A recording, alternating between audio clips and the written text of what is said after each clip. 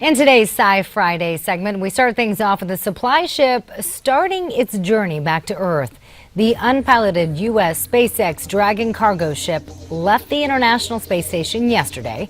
The Dragon spent 5 weeks in orbit. It took back with it more than 3,000 pounds of experiments and cargo for researchers and program personnel. A jet-powered bike is looking to break the record for being the fastest motorcycle. Pretty cool, huh? It's called Jet Reaction. The British vehicle is looking to travel more than 400 miles per hour. The 20-foot vehicle is powered by a modified helicopter engine and can rival some aircraft speeds. And here's another look at it. We have a photo of it. Pretty cool. Want one of those. Following over a year of testing, brain-controlled bionic legs are here. I want that sound effect, don't you? You have the technology. Yes, a prosthetics maker in Iceland has developed a robotic leg that works by picking up on electronic impulses sent from your own brain. The product will reach markets in 3 to 5 years. Love that. Makeup giant L'Oreal is teaming up to 3D print tons of human skin for animal-free cosmetics testing. 3D printing is already being used to create human skin grafts for burns and reconstructive surgery. This use is a very logical step in preventing animal cruelty. We welcome it. Burlington, Vermont has taken a step towards stopping pollution, the city using zero carbon fuels for energy.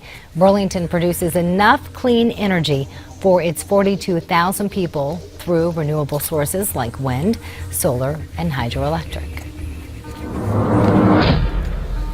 All right, thanks, Miranda. Father's Day is right around the corner, and nothing says I love you, Dad, like a nice bottle of booze. Also good for your father-in-law as well. But if you need some good stories to go with your favorite whiskey, may I recommend Bourbon Empire. Bourbon Empire. I haven't had any bourbon yet today.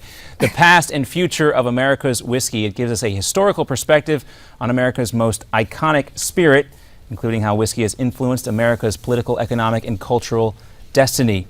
Reed Mittenbuehler, it's great to have you with us. Hey, thanks for having me on. All right, so what makes bourbon America's most quote-unquote iconic spirit and not rye whiskey? Because wasn't that the whiskey of our founding fathers?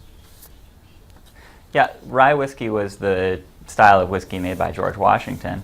But as you see people migrating into the frontier, they move into areas where corn is a little more prevalent. You see corn coming into the mix, and that's the standard recipe for bourbon. It's primarily made of corn. It's fermented and distilled and aged in a charred new oak barrel. But in a lot of ways too, you know, this product, it's had a profound influence on the political, economic, cultural history of the country, be it the whiskey rebellion of George Washington's presidency. That was a major source of tax revenue for the federal government. And also as the nation has evolved, you see, you know, as we shifted from an agrarian to an industrial economy, you kind of see the methods of manufacture of bourbon change too. So it reflects America in so many ways. Well, how did it go from being kind of that spirit of necessity based on the materials like corn being available to being that kind of spirit that's in the middle of all these historical events? Right. Well, you know, as I said, it was consumed at a much greater level by a lot of Americans, especially in the 19th century, than it is today. So as I said before, you know, it's tax revenue. There was a period in American history around 1890 or so where spirits were responsible for almost half of government revenue through taxes, be it tariffs or, you know, taxes on domestic versions of the product. You had a lot of scandals linked to that, the whiskey ring scandal of the Grant administration. The industry was huge, and at one point it attempted to form a cartel, similar to the way that Standard Oil had attempted to form a cartel. So it weaves its way into all these corners of the nation's history that, in the book, I thought were just fascinating to explore. It is fascinating, and you look at how, when something is taxed in that way, how it can be so vulnerable to this type of corruption that we saw so often in history dealing with bourbon. I wanted to ask you too, in more modern times, we hear reports of things like this Pappy Van Winkle heist, Buffalo Trace whiskey getting stolen there, and there are supposedly shortages of this very special type of bourbon. Now, if you want to get one for your father for Father's Day, you're probably not going to have much luck, but when I go to the liquor store, and we actually have these big box liquor stores now, I do see plenty of bourbon on the shelves. What do we make of these so-called shortages? Right. Well, the shortages, you know, it's funny when you hear people talk about them, it kind of comes along with this impression that you'll walk into the liquor store and you'll just meet this barren wasteland. There'll be tumbleweeds, you know, floating through the aisles, and that's not the case.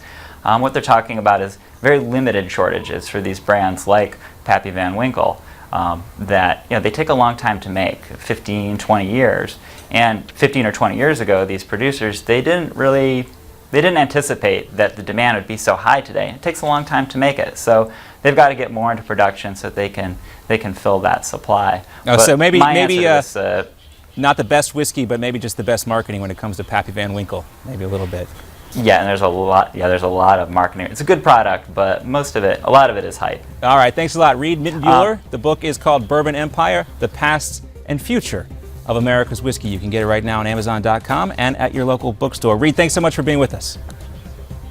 Thanks for having me. Our pleasure. Give me a bottle of bourbon for Dad for Father's Day this year.